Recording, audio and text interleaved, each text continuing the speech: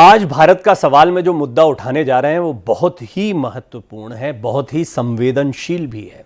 और आज जो मेरे साथ पैनल जुड़ने जा रहा है उसमें जो चेहरे होंगे वो बहुत ही जिम्मेदार और बड़े चेहरे होंगे, जिनसे आप काउंटर टेररिज्म हो या सिटीजनशिप की जो धांधलेबाजी है इसकी गहराई को समझने का आपको एक मौका मिलेगा। पहले खबर बता देता हूं, फिर मेहमानों से आपका परिचय करवाऊंगा। उत्तर प्रदेश के रायबरेली में कर्नाटक के बच्चों ने जन्म लिया है। केरल के पीएफआई सदस्य का भी जन्म प्रमाण पत्र रायबरेली में बना है।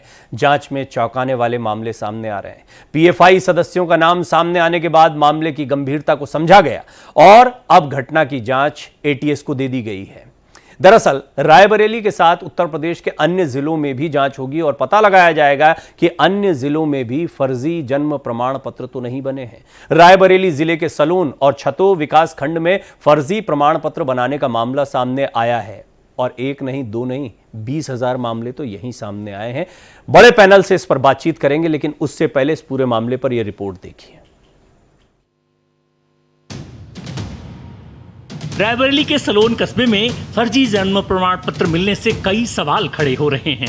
दरअसल एटीएस की जांच में पकड़े गए करीब 20,000 फर्जी प्रमाण पत्रों की कड़ियां बांग्लादेशी और रोहिंग्या घुसपैठियों से जुड़ती नजर आ रही हैं।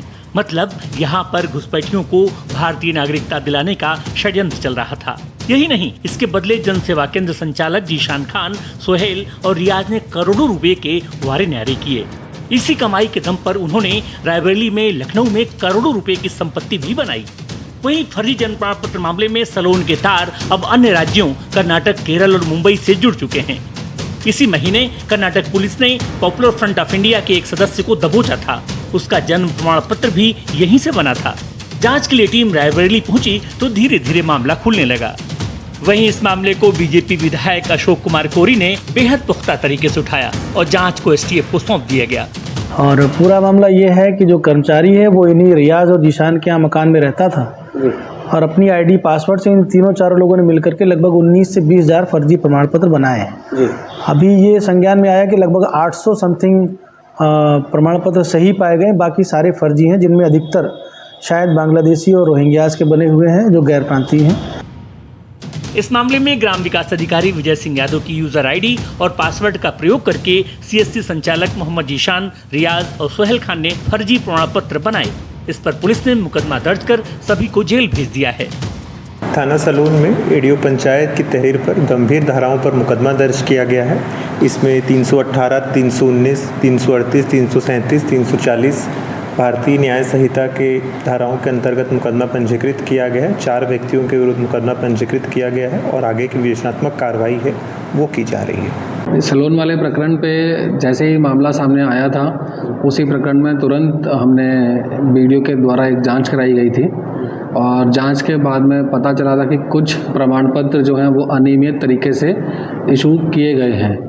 तो उसी के बेसिस पर हमने जो है तुरंत उसमें एक एफआईआर कराई गई। जो भी कंसर्न उसमें एम्प्लॉई थे उनके अगेंस्ट एक एफआईआर कराई गई है। तो इस तरह से फर्जीवाड़े की पूरी क्रोनोलॉजी और षड्यंत्र साजिश सब कुछ सामने आ गया कि ये फर्जीवाड़े का खुला खेल क्यों हो रहा था, घुसपैठियों को किस तरह नागरिकता दिलाने के लिए ये सब कुछ हो रहा था। सब कुछ सामने आ गया है। यहाँ के जो लोकल विधायक हैं अशोक कोरी, उन्होंने भी इस मामले को काफी उठाया और ये मामला एटीएस तक पहुंचा। एटीएस और पुलिस की जांच के बाद ये यहाँ पे खंगाला गया तो सब चीजें सामने आई और यहाँ के जो लोकल विधायक जो हैं अशोक कोरी, उनका कहना है कि ये जो मामला है वो बांग्लादेश जो रोहिंग्या मुसलमान है वहाँ के जो अंदर जो घुसपैठ होती है उससे भी जुड़ा कहीं ना कहीं निकल के आ रहा है। रायबरेली से रविंद्र सिंह, भारत एक्सप्रेस। देखिए, मैंने शुरुआत में ही कहा बड़ा संवेदनशील मामला है और जो घुसपैठ की बात होती है, बांग्लादेश घुसपैठ की, बांग्लादेशियों की घुसपैठ की बात होती है, जैसे कई मुद्दे हैं जो इससे जुड़े हुए दिखाई देते हैं और ये एक ऐसा मामला है जो ये आशंका पैदा करता है कि और कितने बड़े पैमाने पर ये सारी चीज़ें चल रही होंगी। इसको समझेंगे मेरे सहयोगी रजनीश पांडे जो कि लखनऊ से जुड़ेंगे, मधुकर आनंद जो कि रांची से जुड़ेंगे। ये दोनों मेरा सहयोग करेंगे और ख़बरों को जानने में, क्योंकि रजनीश लगातार उत्तर प्रदेश में जो कुछ अपडेट्स आ रहे हैं उस पर नज़र बनाए हुए हैं। मधुकर से जो जानकारी मिली उसके मुताबिक झारखंड में भी इस तरह की जाँच पड़ताल हो सकती है। अब मैं आपको पैनल से इंट्रोड्यूस करवा देता हूँ और ये बहुत ही महत्वपूर्ण पैनल है जो आज मेरे साथ बैठा है, क्योंकि इसमें सबसे पहले तो सी पाल सिंह साहब जो कि आईजी रह चुके हैं, पंजाब नागालैंड में महत्वपूर्ण भूमिकाएं निभा चुके हैं और साथ ही साथ काउंटर टेररिज्म में बहुत बड़े एक्सपर्ट हैं, वो मेरे साथ जुड़ रहे हैं। सीपाल सिंह साहब, मैं आपका स्वागत करता हूं भारत एक्सप्रेस पर। मेरे साथ ए के जैन साहब को आप देख रहे हैं। ए के जैन साहब हमारी बहुत कई मुद्दों पर मदद कर चुके हैं, उत्तर प्रदेश के डीजीपी रह चुके हैं। ए के जैन साहब भी मेरे साथ इस पैनल पर जुड़ रहे हैं और आज मेरे साथ एल.एन. राव साहब भी जुड़ रहे हैं, दिल्ली के डीसीपी रह चुके हैं, अच्छा नाम है, आप उनको जानते हैं, तो उनसे भी इस मुद्दे पर बात करेंगे। राव साहब, मैं आपका भी स्वागत करता हूं। आप सभी मेहमानों का स्वागत है। सीपाल सिंह साहब, शुरुआत आपसे करना चाहूंगा। ये खबर थोड़ी चौंकाने वाली है। जब भी इस तरह की कोई खबर आती है तो हम एकदम से चौंक जाते हैं, लेकिन ये कितना आम है इस तरह से फर्जी प्रमाण पत्र बनना, और खासतौर पर ये जब से पहचान का मुद्दा उठा है तब से जन्म प्रमाण पत्र, नागरिकता, इन सब चीजों को लेकर एक नई बहस शुरू हुई। ये कितना नया है आपके लिए या कितना कॉमन है इस तरह का मुद्दा सामने आना? प्लीज सर अनम्यूट कीजिएगा यदि म्यूट है तो, क्योंकि आपकी आवाज हम नहीं सुन पा रहे हैं। आवाज आ रही है? जी जी, यस यस सर। ये नया तो नहीं है, ऐसे मुद्दे कई दफा उठे हैं। पंजाब में कुछ साल पहले इसी तरह ये मुद्दा उठा था, उसके ऊपर काफी चर्चा हुई और उसमें जो सब बड़ा अच्छा हमारा मैगजीन है हिंदुस्तान में, कैरवा, उन्होंने एक पूरा आर्टिकल लिखा था इसके ऊपर जो पंजाब में हुआ। लगभग बातें तो वही होती हैं, लेकिन यह है कि इसका इस्तेमाल जो होता है उससे बहुत ही डेंजर हो सकती है, बहुत ही डेंजरस मामला है। क्योंकि जब आपने अभी तक अनफॉर्चुनेटली हमारा तो नेक्स्ट कंसेंसस ही अभी तक नहीं हुआ, जो सेंसस हमने करना है वो सेंसस अभी वेटेड है जी, वी हैव नॉट डन। अब उसके बाद क्या होगा, ये कहाँ जाएंगे सेंसस के बाद, ये देखा जाएगा। ये जो है एक किस्म का, हम लोग कहते हैं पुलिस में पंडोरा बॉक्स है। इसके अंदर अंदर से अंदर कई बातें नहीं कर सकती है। एक मामले को आप तफ्तीश करना शुरू करें, अंदर से अंदर कई बातें। नंबर 1 तो ये है कि ये जो है किसी हालत में ये भी हो सकता है कि नॉन सिटीजन जो हैं, जो इंडियन सिटीजन नहीं है, उन्होंने बर्थ का सर्टिफिकेट लेकर, उनका तो मामला बन गया ना, वो तो सिटीजन बन गया आपके। और सिटीजन बनने के बाद क्या कर सकते हैं क्या नहीं कर सकते, उसके लिए मैं डिटेल में नहीं जाऊंगा, इन्वेस्टिगेशन टीम पता करेगी कि उनके साथ कोई टेररिस्ट ऑर्गेनाइजेशन तो नहीं जुड़ी हुई। क्योंकि जो सिटीजन इंडिया के बन गए और कोई टेररिस्ट ऑर्गेनाइजेशन तो नहीं जुड़ी उसके साथ, जिसके हिसाब से ये लोग कल उनके, मैं एक चीज ऐड कर दूं सर, इसमें पीएफआई का जो हेड है उसका सर्टिफिकेट भी यहीं से बना है, ये बात भी स्पष्ट हो गई, इसलिए गंभीरता से लिया जा रहा है। तो मैं यही कह रहा था। अब सवाल ये है कि इसमें एक लाइन और ऐड कर दूं, जब आपने कहा इसमें जुड़ा हुआ है, जब इस किस्म की ऑर्गेनाइजेशन है तो इसके कितने सीरियस कॉन्सिक्वेंसेस हो सकते हैं, ये आप सोच सकते हैं। मैं इस सिलसिले में मैं कहना नहीं चाहता, यूपी के डीजी साहब यहाँ थे, उन्होंने इन्वेस्टिगेशन शुरू की है। मैं सिर्फ एक ही इल्तिजा करता हूँ कि जो इन्वेस्टिगेशन कर रहे हैं वो एटीएस के थ्रू कर, इनका जो खास टेररिज्म का स्क्वाड है वो इन्वेस्टिगेशन कर रहा है। मेरे ख्याल में इस किस्म की डीप इन्वेस्टिगेशन में जो टेररिस्ट स्क्वाड होता मैं है, ये भी अपडेट कर दूं सर कि एटीएस को दे दिया गया है मामला, इसकी जांच पड़ताल एटीएस ही करेगी। मैं यही कह रहा हूँ साहब, सिर्फ एटीएस को नहीं देना चाहिए जी, इसमें कम से कम very very very deep investigation की तल्लक है। एटीएस के हम लोग जो होते हैं वो सिर्फ टेररिज्म के साथ जुड़ते हैं, वो कर लिया आपने, इसके साथ कई चीजें जुड़ती हैं। नॉन सिटीजन बन गए, फिर इनकी entry into the electoral roll हो सकता है हो गई हो सकता है इनकी एंट्री इनटू इलेक्टोरल रोल में हो गई हो सकता है इनमें ऐसा है कि नेशनल पॉपुलेशन रजिस्टर में इनका नाम चला गया हो सकता है कि इनका जो है सिटीजन जो होता है, इन्होंने सिटीजन अमेंडमेंट एक्ट किया है जो, उसके अंदर इन्होंने बांग्लादेशी है तो उसमें चला गया हो, जो अभी तक सिटीजन अमेंडमेंट एक्ट में सब जन्म के ऊपर डिपेंड करता है। ये कब पैदा हुआ, बांग्लादेश में था, असम में था, कैसे था, तो इसमें कई मामले इन्वॉल्व हैं। तो मेरी फीलिंग है कि इसमें एक्सपर्टीज होना चाहिए। सबसे पहले तो यह है कि इसकी एक्सपर्टीज को ऐसा होना चाहिए, जो क्यूआर कोड होता है इसके ऊपर, क्यूआर कोड है, उसकी स्कैनिंग करके हमने पंजाब में देखा था, एक के बाद दूसरे पहुंचे, कहाँ जाके पहुंचे। तो इसमें जो कर रहे होंगे डीजी साहब ठीक कर रहे होंगे, पर इसमें कोलैबोरेशन जरूर होनी और चाहिए। देखिए, मेरे साथ आप जब बात कर रहे हैं तो उत्तर प्रदेश के एक्स डीजीपी एके जैन साहब भी मौजूद हैं, तो मुझे लगता है कि वो इस पर और थोड़ी रोशनी डाल पाएंगे। सर, ये बताइए कि इस पूरे मामले में जांच पड़ताल जो है, कुछ तो आईजी साहब ने बताया कि किस तरीके से इस जांच को आगे बढ़ाना चाहिए, लेकिन उत्तर प्रदेश के लिए ये वाली खबर कितनी चौंकाने वाली है? और आपके कार्यकाल में भी क्या इस तरह की कभी स्थितियां बनी थी? और इसको आतंकवाद जो पोषित होता है, और खास तौर पर स्लीपिंग मॉड्यूल्स, राव साहब तो उसको बहुत झेल चुके हैं, दिल्ली के कई धमाके देखे, उनसे इस पर बात करूंगा, लेकिन इस लिहाज से ये कितना गंभीर मामला है और आपको क्या लगता है किस तरह से इसकी जांच आगे बढ़ेगी? देखिए, मैं रायबरेली एरिया का, लखनऊ जोन का 4 बार आईजी जोन रहा हूं जी।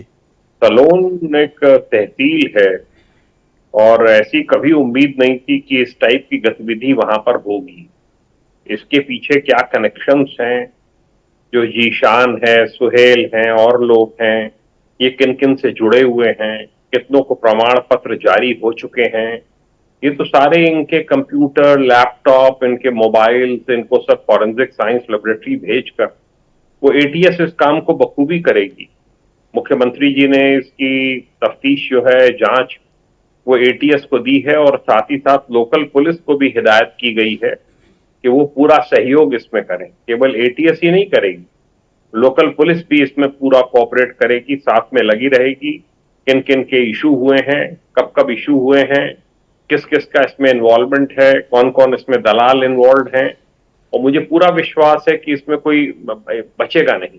एटीएस अपना काम बखूबी करेगी और बचना भी नहीं चाहिए जी। इसके बड़े गंभीर कॉन्सिक्वेंसेस देश की सुरक्षा से जुड़े हुए हैं, और किन रोहिंग्याओं का, बांग्लादेशियों का, किन गलत किस्म के लोगों के जन प्रमाण पत्र सलोन के एक केंद्र पर बन रहे हैं, और एडीओ वगैरह का भी इसमें नाम आ रहा है, ये सब जेल भेजे जाने चाहिए। ये तो बिल्कुल गैंगस्टर्स एक्ट के लिए पुख्ता केस है। जो एक ऑर्गेनाइज क्राइम का जो एक सेक्शन 111 है नए न्याय संहिता में, उसमें ये तो ऑर्गेनाइज क्राइम की श्रेणी में आता है, ऑर्गेनाइज क्राइम है, और उनकी वो धाराएं भी लगनी चाहिए ऑर्गेनाइज क्राइम की। और इसकी जब तफ्तीश होगी तब सालों साल का पता चलेगा कि कब से ये गोरख धंधा चल रहा था और कौन कौन इसमें लिप्त हैं। जो लोग पकड़े गए हैं इनसे गहन पूछताछ हुई होगी, जो पकड़ने शेष हैं उनसे भी गहन पूछताछ हो, पुलिस कस्टडी रिमांड पे लेके पूछताछ हो। इसमें कोई बचना नहीं चाहिए। जो जो इसमें गुर्गे हैं सब अकाउंट फॉर होने चाहिए। ये बहुत गंभीर प्रकरण है जी। पीएफआई से भी जुड़ रहा है, महाराष्ट्र से भी जुड़ रहा है, केरला से भी जुड़ रहा है, इसके तार कर्नाटक से भी जुड़ रहे हैं। और सलोन जैसी जगह, जैसे सलवन कहते हैं, सलोन कोतवाली भी है हमारी, वहां पे इस प्रकार का गोरख धंधा वहां कैसे शुरू हुआ? वहां मुस्लिम डोमिनेटेड एरिया है, ये बात सही है, वहां पे काफी मुस्लिम्स हैं, पर इस टाइप की गतिविधि वहां जाके कैसे शुरू हुई, इसकी छानबीन ये एक हब की तरह, एक नेक्सस के हेडक्वार्टर की तरह काम करता दिखाई दे रहा है, और ये बड़ा इंपॉर्टेंट है। और मुझे दिल्ली का वो समय याद आता है एक पत्रकार के नाते, जब पहाड़गंज, सरोजनी नगर जगह जगह भागते थे, ब्लास्ट होते थे, उसमें स्लीपिंग मॉड्यूल्स की बड़ी बात आती थी। राव साहब तो उसको बहुत विटनेस कर चुके हैं और उसमें काफी तफ्तीश कर चुके हैं, तो उनसे जानूंगा। एलन राव साहब, आपने सुना जैन साहब ने जो कहा, सिंह साहब ने जो कहा, मैं आपकी टिप्पणी चाहूंगा। दिल्ली का मैं जिक्र भी कर रहा था, पत्रकार के नाते मेरा अनुभव रहा, लेकिन आपका अनुभव बहुत ही ज्यादा गहरा रहा है। आतंकवाद का ये दंश हम झेलते रहे। ये स्लीपिंग मॉड्यूल और इस तरह की घटनाएं, कुछ कनेक्शन बनता है क्या इनका?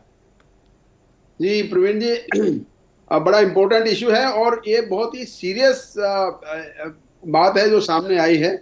जाली जन्म प्रमाण पत्र मिलना, इसका मतलब यह है कि वो सिटीजनशिप लेने की कोशिश कर रहे थे, कुछ को मिल भी गई है, और उनका जो मेन मकसद ये है कि वो किसी न किसी तरह हमारे जो पॉपुलेशन है उसमें मिक्सअप हो जाएं, और उनके साथ उसमें मिक्सअप होने के बाद में टेररिस्ट एक्टिविटीज करें। क्योंकि जितने भी ओवरग्राउंड वर्कर, अंडरग्राउंड वर्कर, जितने भी टेररिज्म के लिए कनेक्टेड होते हैं, वो लोग, उनको ये ट्रेनिंग दी जाती है कि किस प्रकार से आप पॉपुलेशन में मिक्सअप होकर आप अपनी गतिविधियों को जारी रखें। उनको लोकल असिस्टेंस मिलती है। हमने बहुत से केसेस में जब इंटरोगेट किया, अरेस्टेड जो हमने टेररिस्ट पकड़े, उनको जो अरेस्ट किया था, जो जो भारत के रहने वाले थे उनको अरेस्ट किया, तो उन्होंने बताया कि किस प्रकार से कोई पाकिस्तान से और या दूसरे किसी कंट्री से जो उग्रवादी होते हैं आते हैं, वो कैसे कैसे हमको पैसे देकर और किसी प्रकार से लालच देकर हमको तैयार करते हैं और हम उनकी बातों में आकर उनके हिसाब से काम करते हैं और जो गतिविधियां हैं उनकी गतिविधियां हमारे देश के लिए खतरनाक होती हैं। आपको एक बात और मैं क्लियर कर दूं कि जो अभी पीएफआई का जिक्र हो रहा है, ये पीएफआई को नई चीज नहीं है, ये सिमी का बदला हुआ रूप है जी। ऑफ इंडिया उसका एक रूप है जो कि 2001 में बैन कर दिया गया था और 2001 में हमने सबसे पहले केस दर्ज किया था न्यू फ्रेंड्स कॉलोनी में, आपको याद होगा। उसमें बहुत सा मटेरियल ऐसा मिला था और उसमें बहुत से आदमी पकड़े भी गए थे, और लेकिन जो बच गए थे उन्होंने फिर अपना नाम बदल दिया, क्योंकि उसके बाद 2001 में सिमी बैन हो गया था, उसको टेररिस्ट ऑर्गेनाइजेशन के अंदर डाल दिया गया था। उसके बाद इन्होंने नया नाम दिया, वही बात है, आदमी वही है, नाम दूसरा बदल दिया और उसमें इन्होंने पीएफआई में एक्टिविटीज वही हैं सारी सारी, कैसे हमारे लोगों को रेडिकलाइज कर रहे हैं, उनको किस प्रकार से मोटिवेट कर रहे हैं अगेंस्ट अवर कंट्री, और कैसे कैसे टेररिज्म फैलाने की कोशिश कर रहे हैं, ये सारी चीजें वही चीज है। और इस प्रकार से कैसे कैसे उनको ऐसी ऐसी मैंने कैसेट्स और वो सुनी है, कोई भी आम आदमी अगर उनको सुने तो वो भी उनका दीवाना हो जाएगा। इस प्रकार के ऐसी ऐसी भाषाओं में उन्होंने ये सारी चीज कर रखी है। तो ये एक गंभीर विषय है। इसमें एक और चीज मैं ऐड कर दूं, अब डिटेल इंटरोगेशन से ये मालूम होगा कि कौन कौन आदमी इसमें इन्वॉल्व है, क्योंकि ऐसे जाली प्रमाण पत्र एक आदमी या दो आदमी से नहीं बनता, इसमें पूरी चेन होती है, कौन आदमी कैसे कैसे गैंग से ऑपरेट करते हैं, ये सारे चीज जो यूपी एसटीएफ है, ये मैं समझता हूँ जैसे जैन साहब भी कह रहे थे और सीपाल साहब कह रहे थे कि सक्षम है वो उसको करें, और करने के बाद ये सारी की एक एक चीज की परत दर परत इसमें एविडेंस इकट्ठी करें ताकि कोई भी आदमी बच नहीं पाए, और सबके खिलाफ अभी नया कानून है BNS वो लागू हो। और अगर यहाँ से लगता है कि यहाँ एसटीएफ जो अब ये नहीं कर पाते तो ये केस अगर नेशनल लेवल का अगर आता है तो मैं समझता हूँ NIA को इसको केस को दे देना चाहिए, NIA को केस को दे देना चाहिए। सिंह साहब कुछ कहना चाह रहे हैं जी। सिंह साहब को इंडोर्स कर रहा हूँ राव साहब को, लेकिन एक चीज मैं बताना चाहता हूँ, ये जब शुरू हुआ तो जब आपका पंजाब का केस हुआ था तो उस वक्त एक सेपरेट पोर्टल हम बना रहे थे रजिस्ट्रेशन का पंजाब के लिए, उसमें निकलते निकलते पता चला कि इसमें कुछ एक ऐसे आंसर हैं जिन्होंने फेक ये बर्थ सर्टिफिकेट दिया, तो उससे निकलते निकलते बात निकली। तो मेरा कहने का मतलब है जैन साहब ने सही बता दिया, ये सेक्शन लगेगा, ये बहुत से सेक्शन उन्होंने बता दिए, ऑर्गेनाइज क्राइम में आ जाएगा, नई धारा जो आई है उनमें आ जाएगा, सब कुछ है। लगना की बात है जी, इन्वेस्टिगेशन की बात है, ये तो मेरे से ज्यादा जानेंगे क्योंकि यूपी के हैं। हमारी इन्वेस्टिगेशन की बात है, क्या हम इन्वेस्टिगेशन में उनको धर सकते हैं, उनको पिन पॉइंट कर सकते हैं, ताकि कल को जाके जब प्रोसिक्यूशन में निकल ही जाए। इसमें जो मेन चीज तो यह है कि इसके अंदर काफी डीप इन्वेस्टिगेशन की जरूरत है। मैं आपको ये बताना चाहता हूँ कि इसका जो एविडेंट मुद्दा नजर आता है, तो जो सिटीजन अमेंडमेंट एक्ट इंट्रोड्यूस कर रहे थे उसमें से बांग्लादेशी के साथ इनको काफी इनकी गठजोड़ होगा। इन एडिशन टू दैट, अगर इनका कोई गठजोड़ टेररिस्ट ऑर्गेनाइजेशन के साथ है तो वो और भी गंभीर मामला है। आप तो जानते हैं आजकल जम्मू में क्या हो रहा है। जी जी जी, तो इसलिए ये इसको थोड़ा सा डिटेल में समझना चाहूंगा मेरे जी, मैं इसको थोड़ा डिटेल में आपसे समझना चाहूंगा, इस पर थोड़ा विस्तार से हम बात करेंगे। रजनीश जो है मेरे सहयोगी, वो उत्तर प्रदेश के तमाम इलाकों को जानते हैं। रजनीश जो है बहुत लंबे समय से उत्तर प्रदेश की पत्रकारिता कर रहे हैं, वो इस पूरे मामले को आप पुराने संदर्भों से भी बताएंगे, उनकी अपनी एक समझ है पत्रकार के नाते। रजनीश, ये मामला जब आया है उसके बाद सभी सकते में है, उत्तर प्रदेश सरकार इसको किस तरीके से ले रही है, और क्या यह मामला सिर्फ रायबरेली तक सीमित है? हालांकि मधुकर भी खड़े हैं, झारखंड के विषय में वो बताएंगे, लेकिन उत्तर प्रदेश के विषय में आप थोड़ा जानकारी दें। देखिए प्रवीण, जो ये लगातार मामले चल रहे हैं, मामले इतना तेज होने के पीछे यही कारण है कि पीएफआई की जिस मेंबर की गिरफ्तारी हुई थी उसको पुलिस लेके सलोन में आई थी, कर्नाटक पुलिस, बाद में केरल पुलिस के भी लोग आए थे। उसके बाद सरकार ने एटीएस के मामले को जांच दे दिया। पीएफआई आने का मतलब होता है कि उत्तर प्रदेश पुलिस पीएफआई के कुछ ऐसे साजिश पहले भी हुए हैं जिससे यूपी पुलिस की किरकिरी हुई और लाइन ऑर्डर के लिए लोग समस्या खड़े हुए। यहाँ कुछ साल पहले 2020 में सीए का आंदोलन हुआ था और उस आंदोलन के बाद जब इनकी फंडिंग की जांच की गई तो एनआईए ने ऐसे 73 खातों की जांच किया और जिसमें लगभग 120 करोड़ की फंडिंग हुई थी और पूरा कोशिश था कि सीए का जो हिंसा वाला आंदोलन चल रहा है उसको फंडिंग करके मजबूत किया जाए। उसके बाद पीएफआई का दूसरा मामला आया कि हाथरस में एक कांड हुआ था, रेप हुआ था, उसमें पीएफआई ने परोक्ष रूप से मदद किया। उसमें कुछ लोगों की गिरफ्तारी हुई थी जो केरल से आए थे यहाँ पे उस आंदोलन को तेज करने के लिए। तो कहीं ना कहीं एटीएस इस मामले को जांच कर रही है। लेकिन प्रवीण, मैं बताना चाहूंगा कि एक उच्च अधिकारी से बात हो रही थी कि जैसे कि पहले के पैनलिस्ट बता रहे थे, उन्होंने कहा कि अगर जांच का दायरा बढ़ेगा तो इसको हम लोग एनआईए को देंगे, एनआईए टेकल करेगी। लेकिन उनको भरोसा था, जैसे कि वो कह रहे थे कि हमारे पास कुछ ऐसे पुख्ता सबूत शुरुआती दौर में आ गए हैं कि कुछ लोगों की गिरफ्तारी होगी।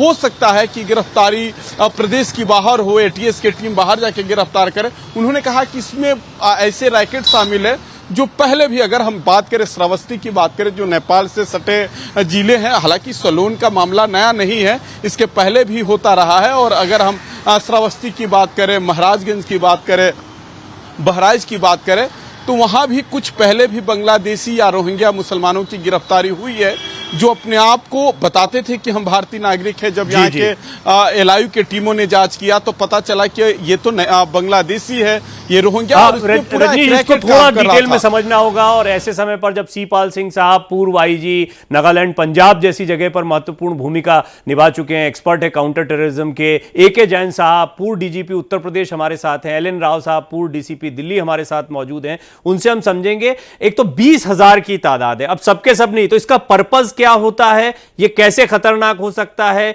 क्या कुछ लोगों के साथ कुछ लोग मिक्स होकर इस पूरे नेक्सस को तैयार कर रहे हैं और ये कैसे खतरनाक परिणाम पहले भी ला चुका है, इसको और समझेंगे। जैन साहब, अभी आपने सभी लोगों को सुना है, हमारे सहयोगी रजनीश को भी आपने सुना कि इस तरह की घटनाएं पहले सामने आती रही हैं। अभी दौर बिल्कुल अलग चल रहा है। हम देख रहे हैं इस वक्त घाटी में किस तरीके से हमारे जवान शहीद हो रहे हैं। और उसके बाद ये भी एक महत्वपूर्ण विषय है कि आतंक जो इंटरनल हम देखते थे, कई जख्म हमको मिलते थे जिसका मैं बार बार जिक्र कर रहा हूँ। राव साहब तो खासतौर पर दिल्ली में या अन्य जगहों पर हम इस तरह के हमले देखते रहे, उस पर कुछ हद तक लगाम देखने को मिल रही थी। कुछ चिंता का विषय ये है और एक बड़ा सवाल ये भी है कि इतना बड़ा नेक्सस बन गया और हमें क्यों नहीं पता चल पाता है, चूक कहां पर रह जाती है? देखिए, आपके देश में देशद्रोहियों की कोई कमी नहीं। ये देश इसीलिए बार बार गुलाम हुआ है क्योंकि इस प्रकार के लोग हमारे देश में मौजूद हैं। वो वोट बैंक की खातिर कोई किसी भी हद तक गिर सकते हैं, कोई भी सर्टिफिकेट दे सकते हैं, कोई भी किसी भी प्रकार का प्रमाण पत्र तहसील से, ब्लॉक से, कहीं से जारी करा सकते हैं। ये पता होना चाहिए कि एनआरसी की जब डिमांड हुई थी और एनआरसी के लिए जब चला था तो उसमें यही था कि तरह तरह के प्रमाण पत्र आवश्यक होंगे जिससे कि नागरिकता साबित कर सके। नेशनल पॉपुलेशन रजिस्टर बनने की बात थी। सारी प्रक्रियाएं हैं उसमें सर्टिफिकेट्स आवश्यक होंगे कि बर्थ कहाँ हुई है। अगर वो ये साबित कर ले जाते हैं कि हमारी बर्थ जो है वो सलोन की है, रायबरेली की है या फला जगह की है, तो उनको नागरिकता मिलने में सहूलियत होगी। तो इस प्रकार के षड्यंत्र और भी बहुत जगह चल रहे होंगे। इसकी बहुत गहन जांच होनी चाहिए। आवश्यकता पड़े तो इसमें एनआईए का भी सहयोग लेना चाहिए। एटीएस का सिस्टर ऑर्गेनाइजेशन है एनआईए, अवश्य लिया जाएगा सहयोग। पर अभी फिलहाल मेरा ये मानना है कि हमें अपनी पकड़ धकड़ पूरी करनी चाहिए। प्रदेश स्तर पर जिसकी गिरफ्तारी कर सकते हो, वहां पर कौन कौन लोकल लोग इन्वॉल्व हैं, कौन कौन जन सेवा केंद्र को चला रहे थे, किन किन सरकारी अधिकारियों कर्मचारियों का इसमें इन्वॉल्वमेंट है, ये सब अंदर किए जाने चाहिए। और मैंने जैसा कहा सेक्शन 111 साथ में लगा के ऑर्गेनाइज क्राइम का है, जो अभी नई न्याय संहिता आई है उसमें इसका मेंशन है 111 का, और ये लगाया जाए और सबको इसमें अंदर करना शुरू करें। इन सब प्रकरणों में सख्ती की आवश्यकता है। ये पीएफआई से जुड़े भी हो सकते हैं, ये जैसा कहा जा रहा है कि बांग्लादेशी और रोहिंग्या भी हो सकते हैं। गलत किस्म के लोग भी बनवा सकते हैं प्रमाण पत्र, यहाँ से जन्म प्रमाण पत्र। इसके बहुत से पहलू हो सकते हैं और हर पहलू पे जांच आवश्यक होगी, तफ्तीश आवश्यक होगी। एटीएस अब करीब 16-17 साल पुराना ऑर्गेनाइजेशन है। इसकी नींव मैंने ही रखी थी उत्तर प्रदेश में, मैं पहला आईजी था इसका कई साल तक। तो ये बहुत एक प्रोफेशनल ऑर्गेनाइजेशन के रूप में उभर कर आया है और बख्शा कोई नहीं जाएगा। चीफ मिनिस्टर ने व योगी जी ने अपनी मंशा बिल्कुल क्लियर कर दी है कि एटीएस को तफ्तीश दी गई है और लोकल पुलिस और सिविल पुलिस सहयोग करेगी। बिल्कुल सही निर्णय है और मैं समझता हूं कि इसमें लगातार गिरफ्तारियां होंगी और जब आवश्यकता पड़ेगी तो सेंट्रल एजेंसीज का भी सपोर्ट, मदद ली जाएगी। जी, इसका जो दायरे की हम बात कर रहे थे तो मधुकर के पास मैं जाना चाहूंगा। बड़ी देर से मधुकर सभी को सुन रहे हैं और झारखंड में इस वक्त ऐसी क्या खबर है और क्या इसका दायरा बड़ा हो सकता है, अन्य राज्यों तक इसकी आंच जा सकती है, इसको समझने की कोशिश करते हैं। मधुकर, सबसे पहले तो क्या जानकारियां अभी आपके पास हैं, ताजा अपडेट खासतौर पर झारखंड के संदर्भ में इस खबर को जोड़कर देखा जाए तो? देखिए, अभी तमाम प्रबुद्ध लोगों को मैं सुन रहा था, अपने साथी लखनऊ से जो थे उनकी भी बात सुन रहा था। दरअसल उत्तर प्रदेश की तुलना में या उत्तर प्रदेश में ये मामला जिस तरह का है उससे अलग है। हालांकि दोनों का स्वाद एक जैसा है। साफ तौर पर प्रवीण ये देखा जाए तो वहाँ भी फर्जी जन्म प्रमाण पत्र बनाने का मामला है, यहाँ फर्जी वोटर आईडी कार्ड बनाने का मामला है।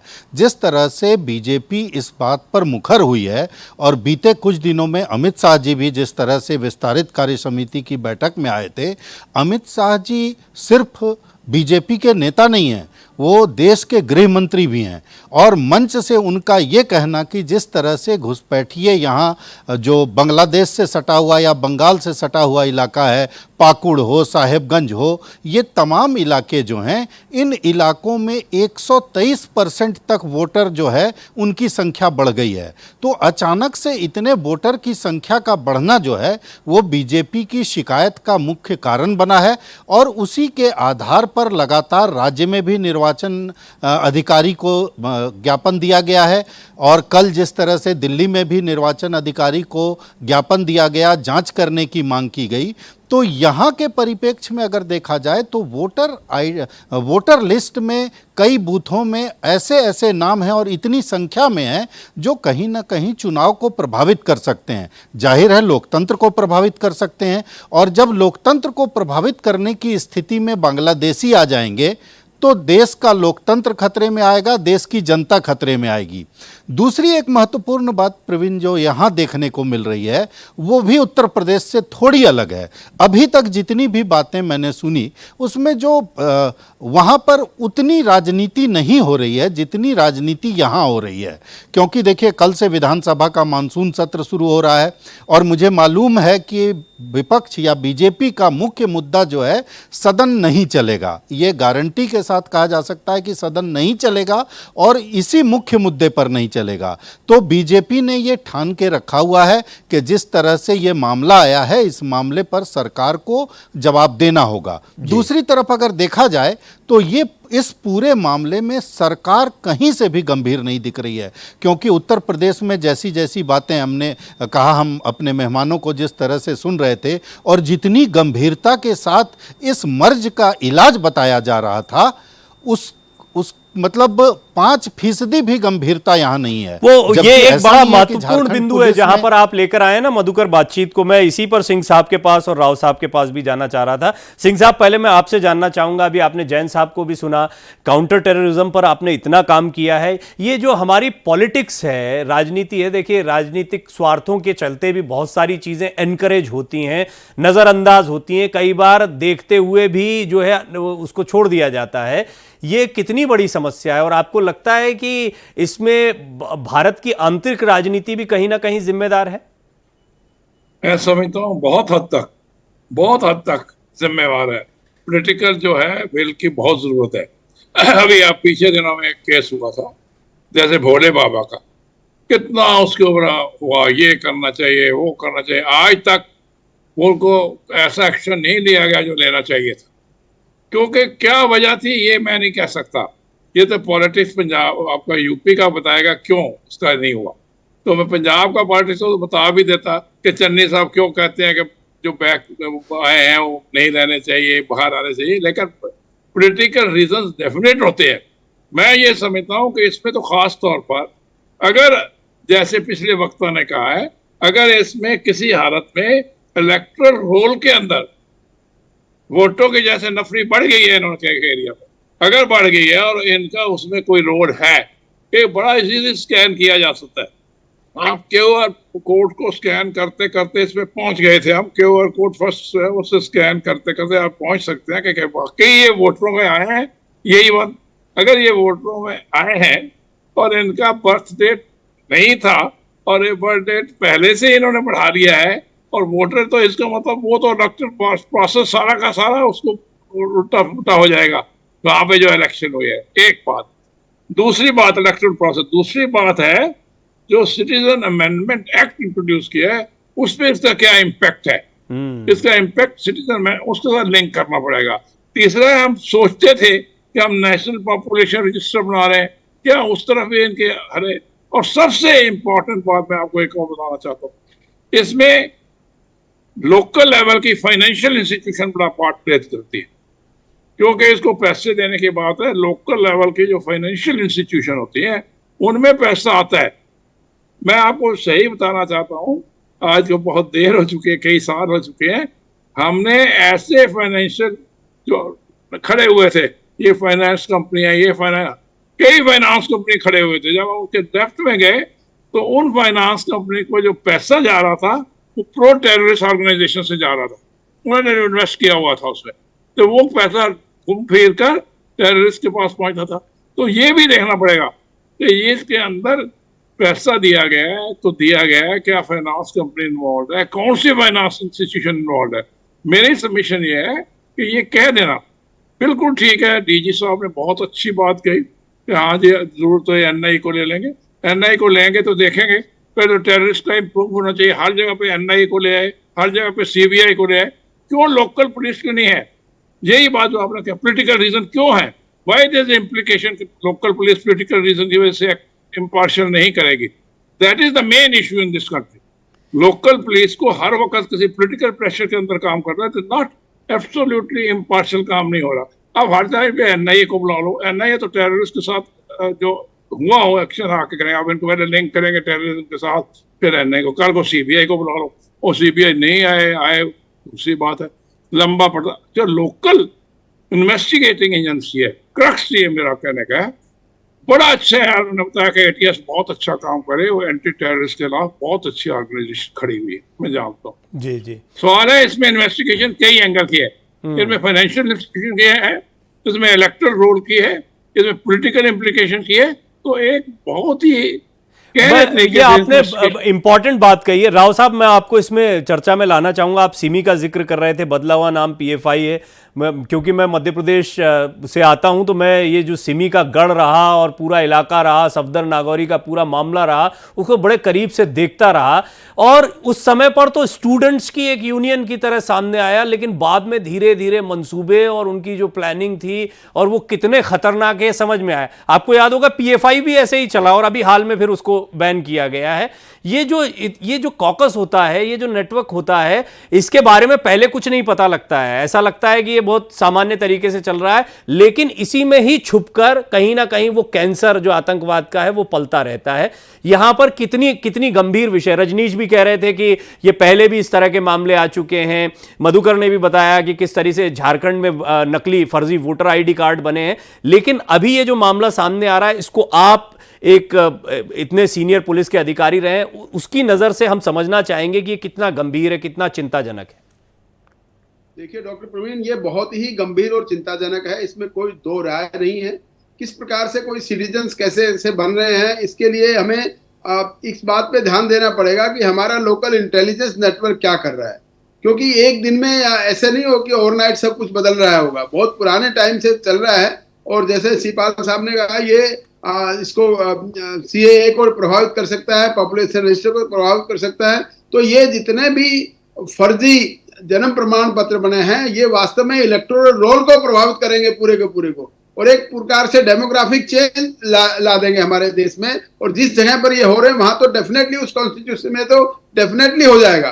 तो हमारी ये देखना चाहिए, हमें बड़ी माइन्यूटली इसमें इन्वेस्टिगेशन में देखना चाहिए कि कौन कौन आदमी इसमें कैसे कैसे शामिल हैं, और उसको सभी के खिलाफ सख्त से सख्त ऐसा कार्रवाई करनी चाहिए ताकि एक नजीर बने, लोगों को पता लगे कि इस प्रकार के केसेस में इन्वॉल्व होने के बाद में क्या एक्शन होता है। ये अभी जो जैन साहब बता रहे थे कि 111 उसका BNS का सेक्शन है, ये एक मकोका जो Maharashtra crime organised crime control act का है, वो सिर्फ महाराष्ट्र में और दिल्ली में लागू है, लेकिन अब ये पूरे इंडिया में इस 111 सेक्शन के तहत लागू हो गया है। वही बातें जो मकोका में है वही सारी की सारी बातें इसमें शामिल कर दी गई हैं, और वो एक नहीं 111 में 7 सब सेक्शन है। 111 के अलावा 111 A B C D E F ये इस प्रकार से 7 सेक्शन है। हर एक सेक्शन में ये शामिल किया गया है कि कौन ऑर्गेनाइज क्राइम क्या है, उसमें सजा अलग अलग है, किस प्रकार से कोई अबेट करता है, असिस्ट करता है, फाइनेंस करता है, किसी को हार्बरिंग करता है, वो सब में ऑफेंसेस हैं। तो ये एक बहुत बड़ा एक अहम कदम है, इसको टेररिज्म को दूर करने के लिए इसमें है। अगर ये 111 यानी कि ऑर्गेनाइज क्राइम के कैटेगरी में आते हैं तो मैं समझता हूं कि ये जो यूपी पुलिस और दूसरा ये ATS जो काम कर रही है, ये इसमें इस कैटेगरी में लाने के बाद में इनके खिलाफ सख्त से सख्त कार्रवाई हो सकती है। एक और मैं बड़ा क्लियर करना चाह रहा हूँ, 3 स्टेजेस में इन्वेस्टिगेशन का काम होता है। एक लोकल इन्वेस्टिगेशन जो किसी जगह पे होती है वो लोकल पुलिस करती है। फिर स्टेट लेवल का अगर मामला होता है तो उसमें ATS हर जगह, जैसे दिल्ली में स्पेशल सेल है, यूपी में ATS है, और उसमें SPG है JNK में।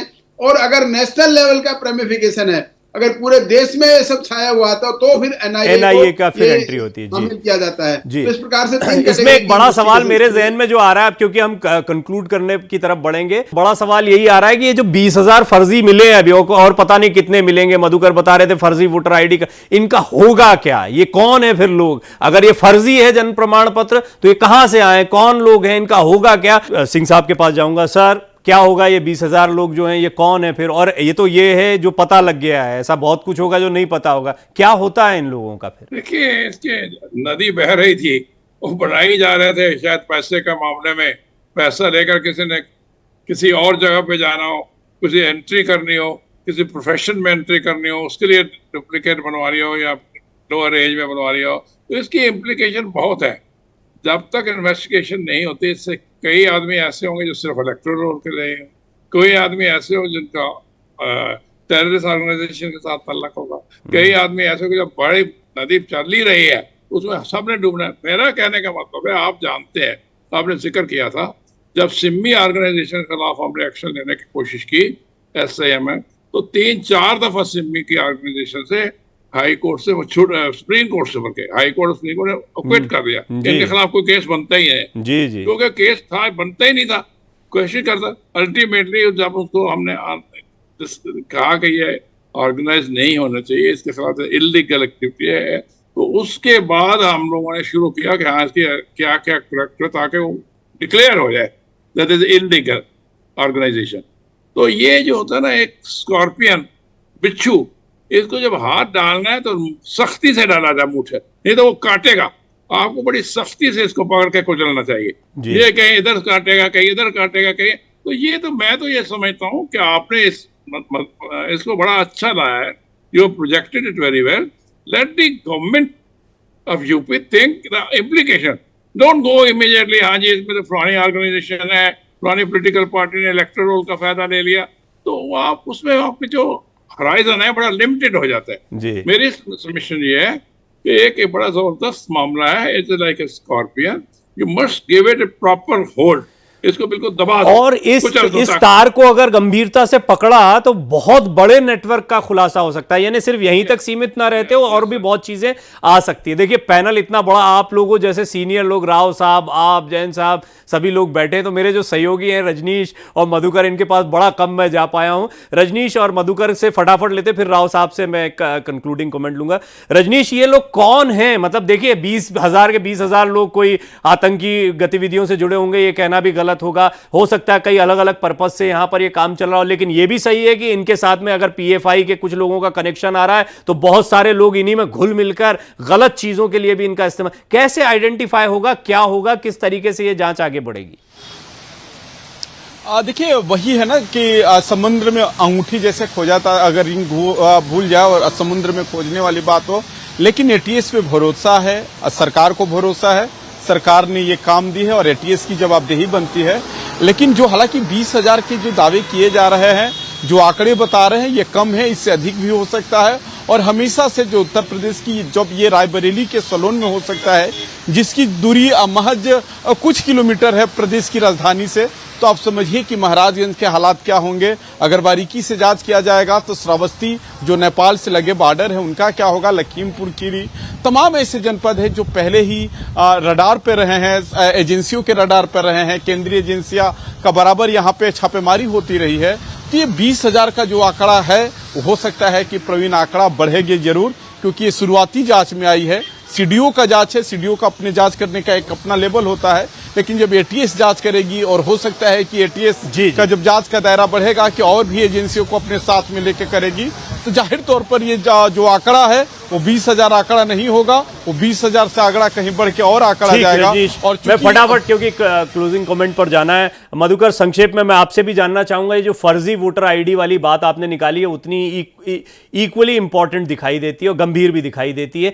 क्या इस मामले में आपको लगता है कि होगा? बीजेपी आपने कहा कि इस पर स्टैंड ले रही है, ये मामला भी सामने आया, क्या होगा इसमें? देखिए प्रवीण, संक्षेप में अगर कहा जाए तो ये समस्या जो झारखंड के लिहाज से देखी जा रही है, चूंकि हमारे राज्य से कोई जो पदाधिकारी हैं या जो पूर्व पदाधिकारी हैं वो नहीं है, लेकिन इतना मैं जरूर कह सकता हूं कि इस पर राजनीतिक इच्छा शक्ति की जरूरत है। ऐसा नहीं है कि जेएमएम इसमें दोषी है, वर्तमान में जेएमएम दोषी है, लेकिन आज बाबूलाल मरांडी जो सवाल उठा रहे हैं, राज्य के पहले मुख्यमंत्री यही हुए थे और समस्या उसी समय की है जो अब बढ़कर के इस ये तो सिंह साहब ने पहले ही कह दिया, political will is very important. Rao साहब मुझे एक फाइनल कमेंट आप बताइए कि इस मामले में अभी क्या होने वाला है? ऐसे मामले या इस तरह के जब खुलासे सामने आते हैं तो अंततः ये कहां पर जाते हैं, और इसको पिछले केस स्टडीज आपने जो देखी होंगी उसके मुकाबिल कहां देखते हैं?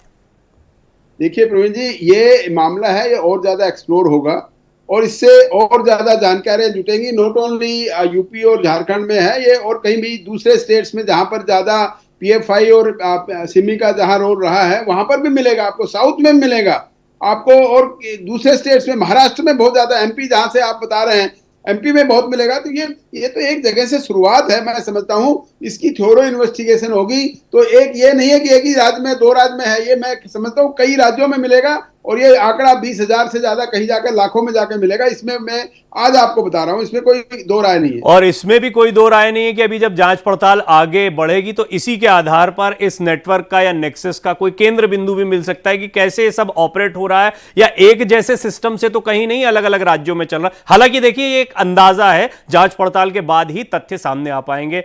सिंह साहब बहुत बहुत धन्यवाद, आपका पैनल पर होना इस चीज को और भी ज्यादा सुविधाजन्य बना गया क्योंकि इस गंभीर मसले को हम समझ पाए। राव साहब आपका बहुत शुक्रिया, आप जो लगातार इन मसलों को नजदीक से सिर्फ न देखते रहें बल्कि इनसे निपटते रहें, आपके रहने से बहुत चीजें समझ में आई हैं। जैन साहब भी हमारे साथ काफी देर तक रहे, उनका भी धन्यवाद।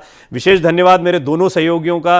रजनीश जब अभी मैं सुन भी पा रहा हूं तेज बारिश के बीच में वहां पर खड़े हुए हैं, इसी तरह मधुकर लगातार पूरे समय चर्चा में हमारे साथ बने रहे। आप सभी का मैं बहुत बहुत धन्यवाद करता हूं। भारत का सवाल में आज इतना ही।